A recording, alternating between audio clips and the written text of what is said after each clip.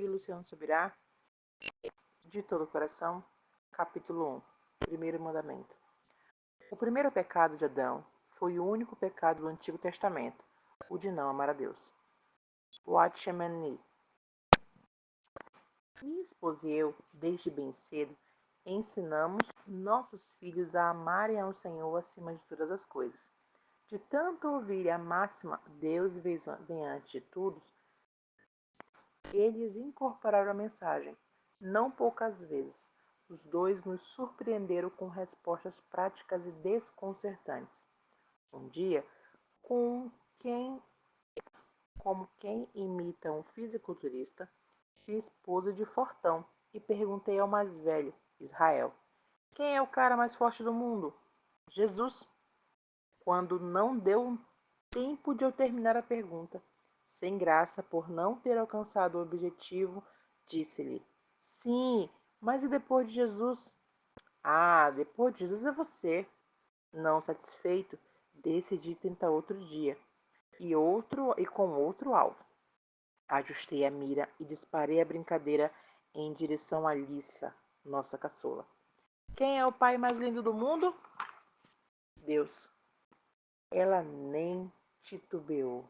Mas, e depois de Deus? Ah, bom, depois de Deus é você, papai.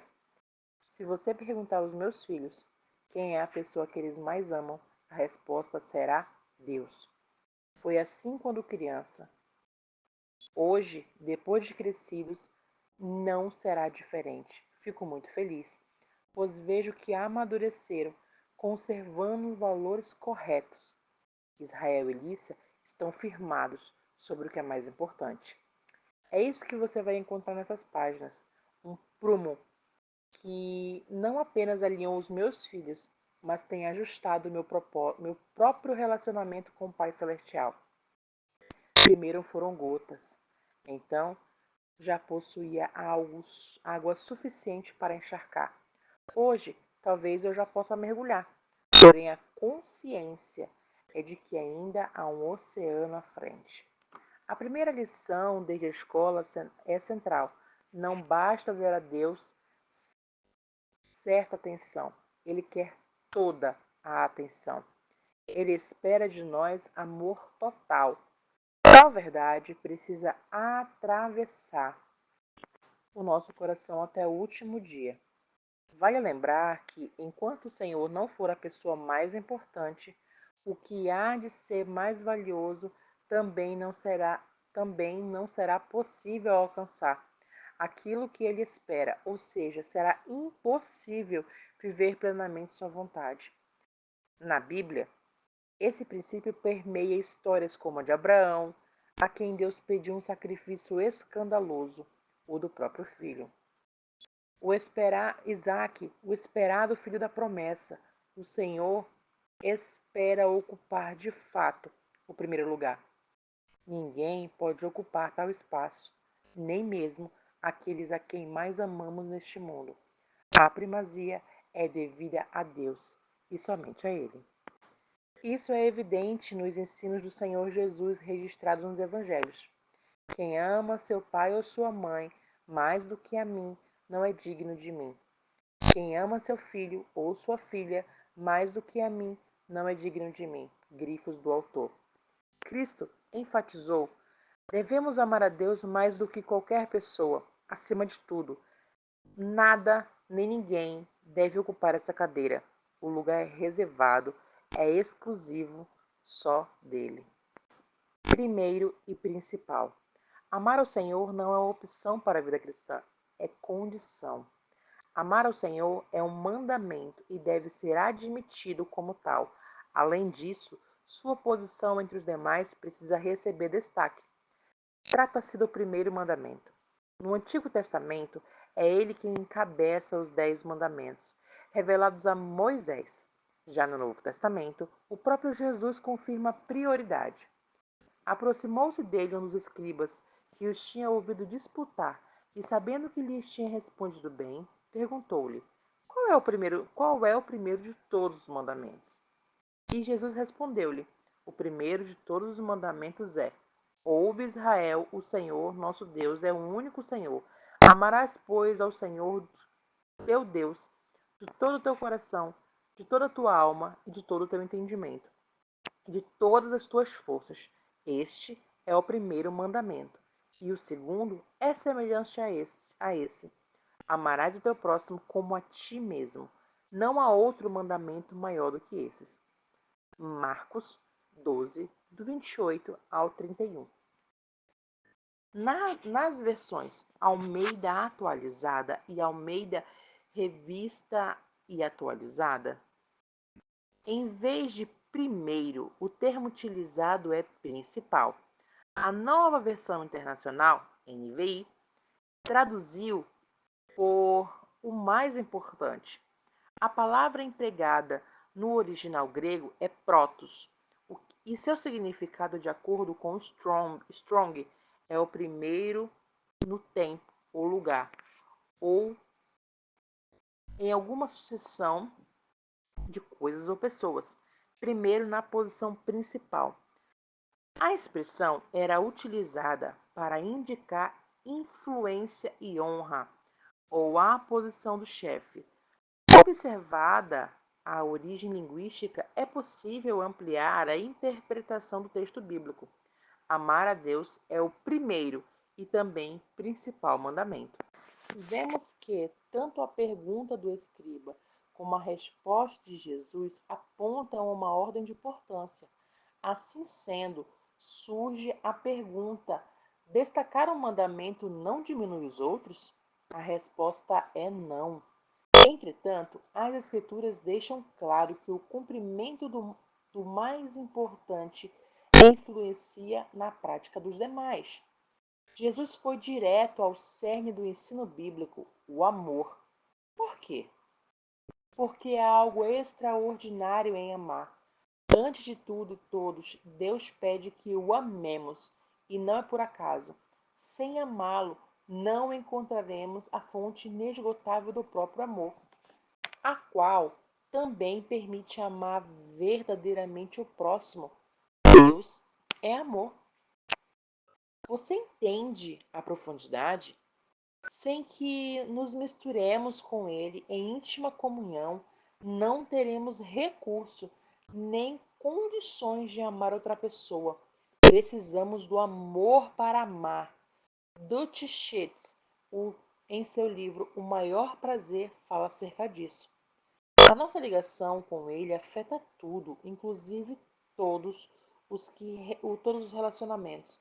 Deus é amor, e conhecê-lo desperta amor em nós, tanto por ele quanto pelos outros. Ver 1 João 4, 7 e 8.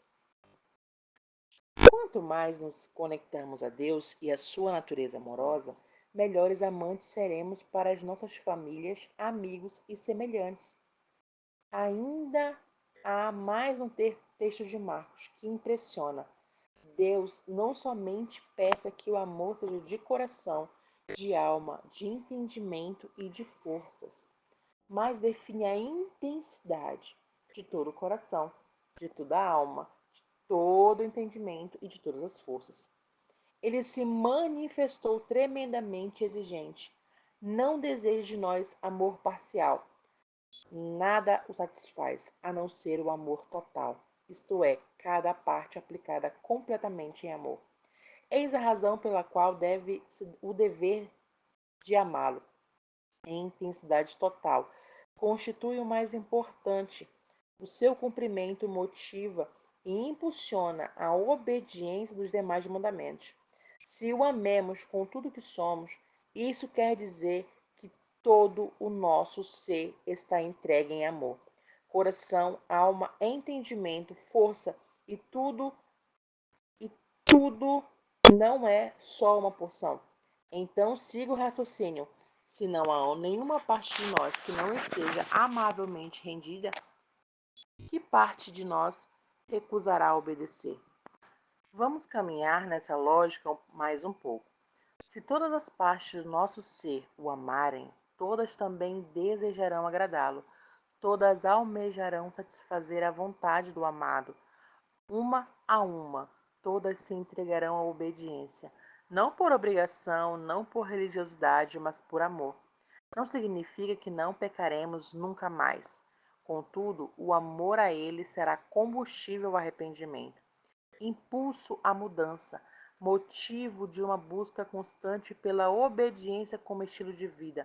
Amar a Deus de todo o coração leva à transformação. No primeiro e principal mandamento, fica clara qual é a expectativa do Pai Celestial quanto ao nosso relacionamento com Ele. Não somente o que devemos fazer, mas como. Não é só amar, mas amar intensamente, completamente de todo ser. E todo esse fundamento que a casa espiritual deve ser erguida, tijolo por tijolo, ou melhor, obediência por obediência. Se esse amor total for a base, que belo edifício levantaremos. Maldição na igreja. Há uma condição que assola muitos na Igreja de Jesus Cristo. Faço essa afirmação ciente do que se trata de um assunto controverso. Alguns questionariam: você não sabe que Jesus já se fez maldição em nosso lugar para nos livrar da maldição e nos dar-nos a bênção? É de fato que Cristo se fez maldição por nós para que recebêssemos suas bênçãos. Gálatas 3, 13 ao 16. Contudo, isso não significa que não haja mais maldição, ou que alguém que nasceu de novo não possa estar debaixo do efeito dela. Note que Cristo morreu para que nossos pecados não tenham mais domínio sobre nós. Romanos 6, 14. Porém, pecados continuam a existir e ainda é possível pecar.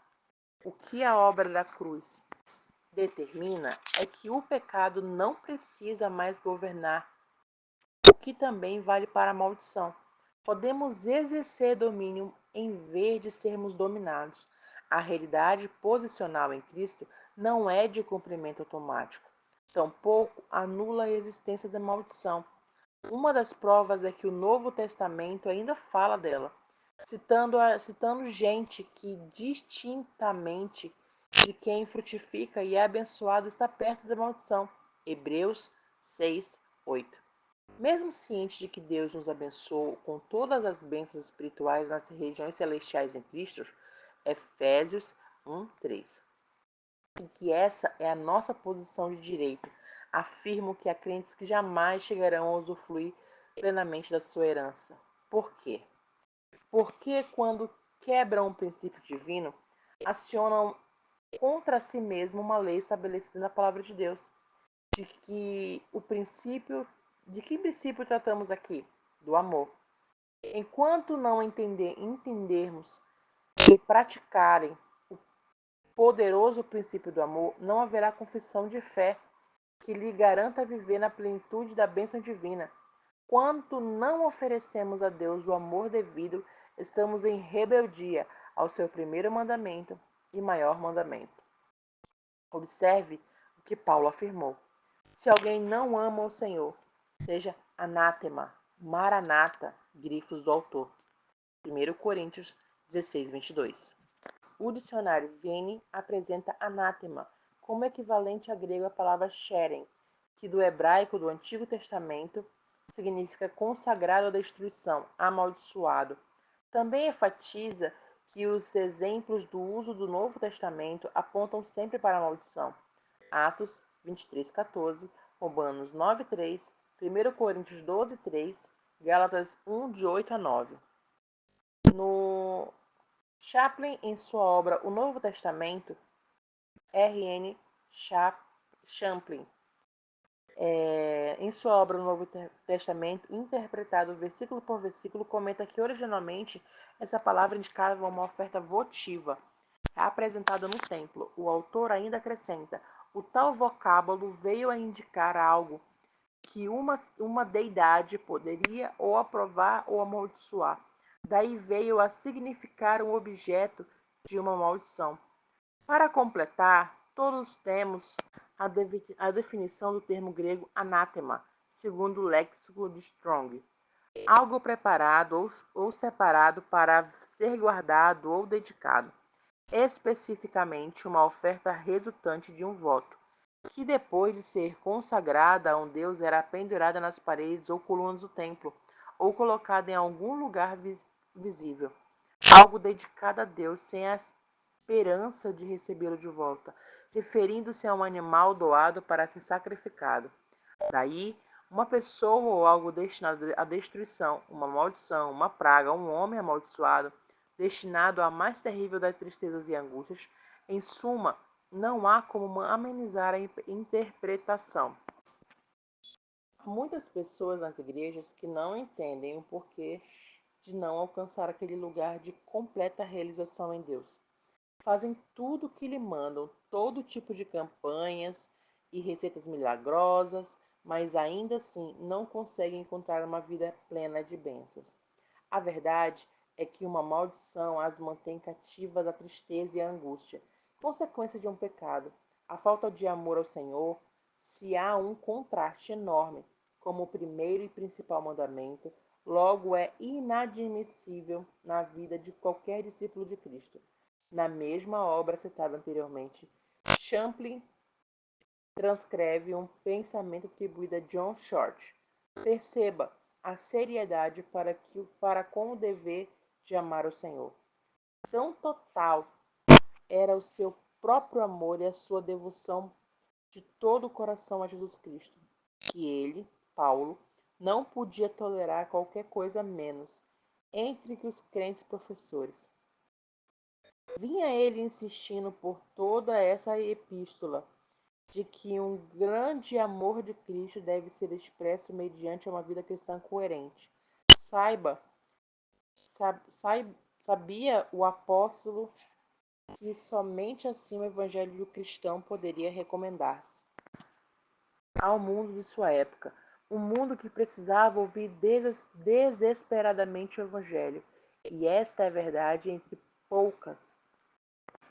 Para, para o devoto apóstolo Paulo, tudo quanto ficava aquém dessa lealdade se assemelhava a tratar ao Senhor com desprezo. A incoerência em um crente professo levaria a causa do cristianismo a sofrer a derrição por parte da comunidade pagã que desejasse conquistar?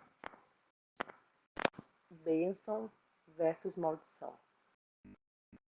As escrituras sagradas mostram claramente que são escolhas que determinam bênção ou maldição sobre a nossa vida. Ao conceder livre-arbítrio ao homem, Deus também conscientizou acerca do resultado direto. Hoje, tomo o céu e a terra por testemunha contra vocês, e lhe propus a vida e a morte, a bênção e a maldição. Escolha, pois, para a vida, para que vivam você e seus descendentes. Grifos do autor. Deuteronômio 30:19. A mensagem bíblica é clara. Há dois caminhos: vida e bênção, morte e maldição. Quem escolhe? O homem, e não Deus. Da parte dele, aconselho: escolham a vida, porque é o caminho de bênção e a escolha certa. Mas como escolher a vida e, consequentemente, bênção? Optando em obedecer os mandamentos, observe o contexto no qual está inserido o conselho divino pela palavra.